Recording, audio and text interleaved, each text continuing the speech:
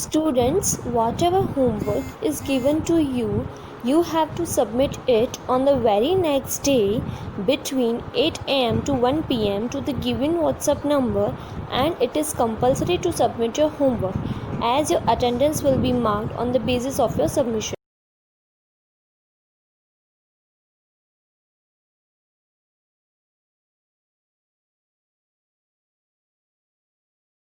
Hello students, good morning. This is Sunil Prajapati, your math teacher. Students, in the previous lecture, we have already completed our first exercise, that means exercise 2.1. And now, in this lecture, we will discuss about the next exercise, that is 2.2. And the first question of this exercise is, which of the drawings A to D show, means आपको ये जो question दिए हैं और ये questions में कौन सी drawing जो है उसके लिए एप्लीकेबल है, कौन से ड्राइंग जो है किस क्वेश्चन के लिए है, वो आपको बतानी है। आपके पास में 4 ऑप्शंस हैं, A, B, C and D, और 4 क्वेश्चंस आपके पास में, ठीक है। कौन से क्वेश्चन के लिए कौन सा ऑप्शन जो है वो करेक्ट है, वो आपको बताना है। कैसे, देखिए, तो फर्स्ट क्वेश्चन है आपका 2 मल्टीप्लाई 1/5। 1/5 का मतलब होता है 5 पार्ट में से 1 part, okay, 1 out of 5, okay.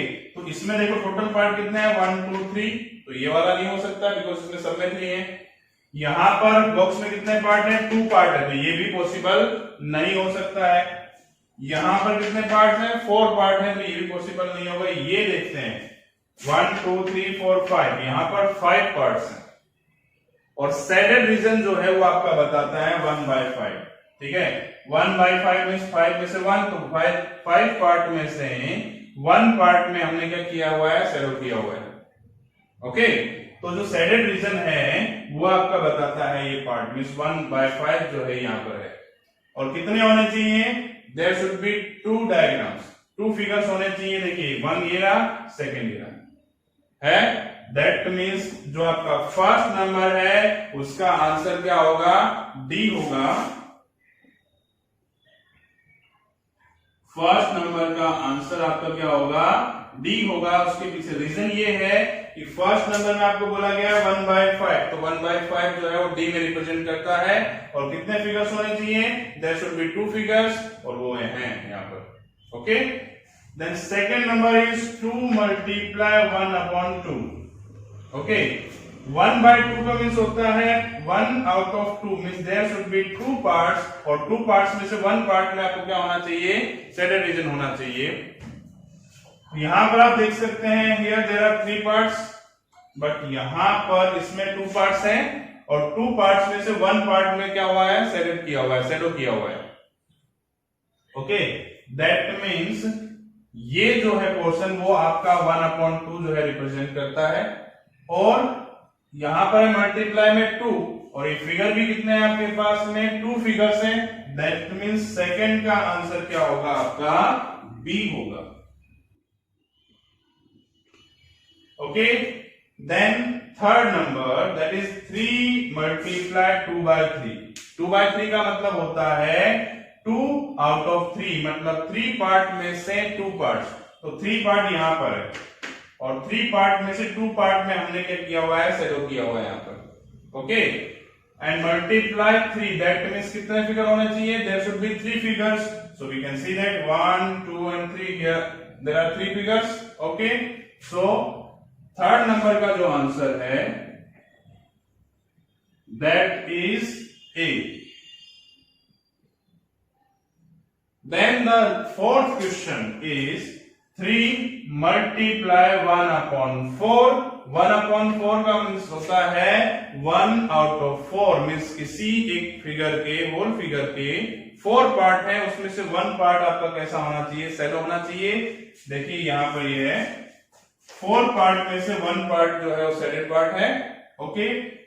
और यहां पर मल्टीप्लीकेशन में है आपको 3, दैट मीन्स कितने फिगर होनी चाहिए ऐसी, there should be 3 figures, so you can see here that 1 2 and 3 figures are there, so we will write that fourth number का जो आंसर है दैट इज सी, ओके।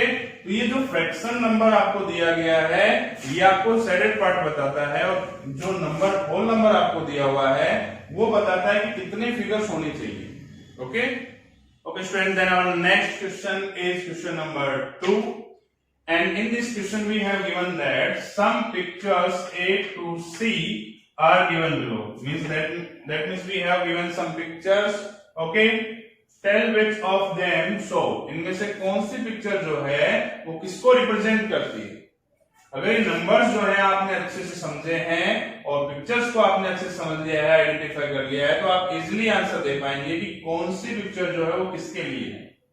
जैसे फर्स्ट क्वेश्चन है आपका 3 into 1/5 is equal to 3/5, इसका मतलब ये है कि 1/5 एक फ्रैक्शनल नंबर है, ठीक है।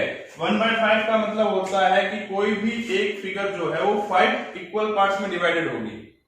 ओके, कितने पार्ट्स में? 5 इक्वल पार्ट्स में डिवाइडेड होगी, और 5 पार्ट में से 1 पार्ट आपको लेना है। ओके, 5 पार्ट में से 1 पार्ट आपका जो है शेडेड होगा, ठीक है। और ऐसी टोटल कितनी फिगर्स होंगी? 3 फिगर्स होंगी।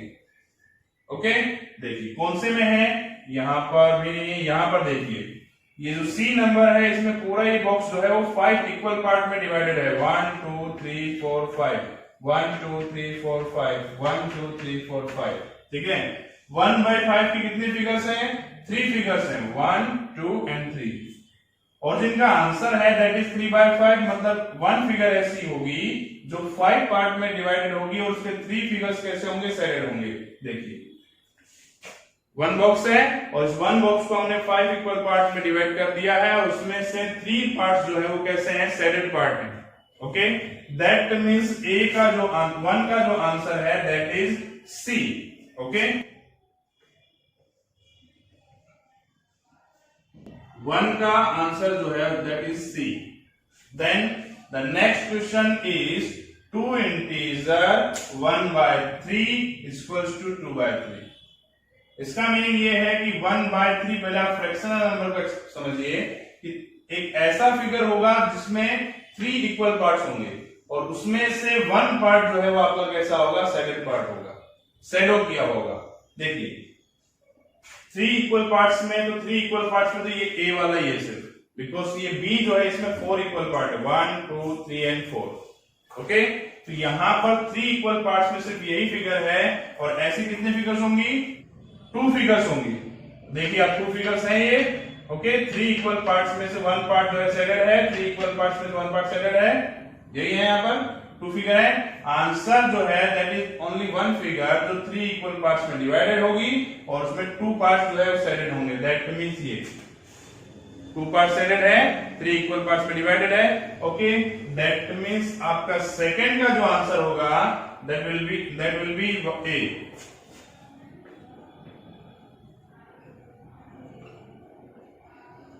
Okay, then next question is 3 into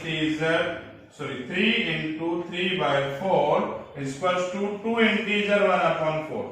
समझिएगा, एक ऐसा फिगर जिसमें 4 इक्वल पार्ट्स हैं और 3 पार्ट्स शेडेड हैं, और ऐसे कितने फिगर हैं? 3 फिगर्स हैं। देखिए बी वाला देखिए 4 इक्वल पार्ट्स में है, ये 1 2 3 4, यहां पर नहीं देखे तो यहां पर आपको क्लियर समझ में आ जाएगा, 1 पार्ट 2 पार्ट 3 पार्ट 4 पार्ट, ऐसी ही फिगर है ये भी। ओके, इसमें 4 इक्वल पार्ट है और उसमें से 3 पार्ट जो है आपका शेडेड है, और ऐसी कितनी फिगर हैं?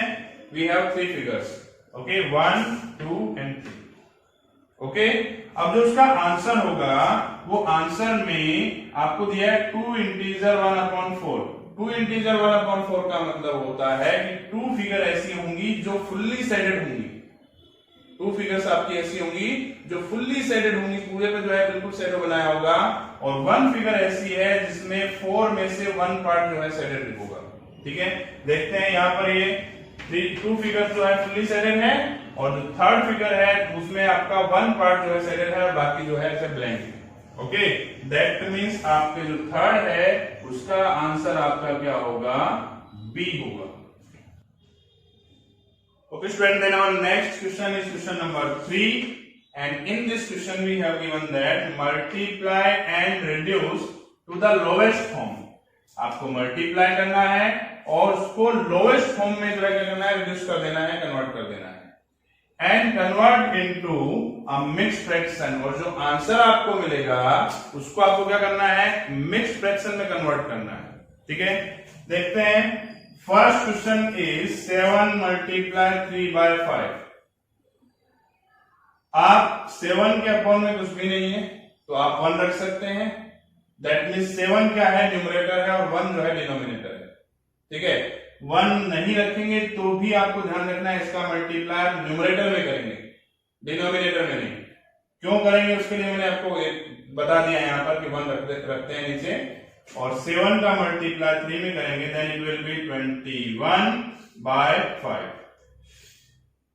So 21 by 5 is an improper fraction because here numerator is greater than denominator.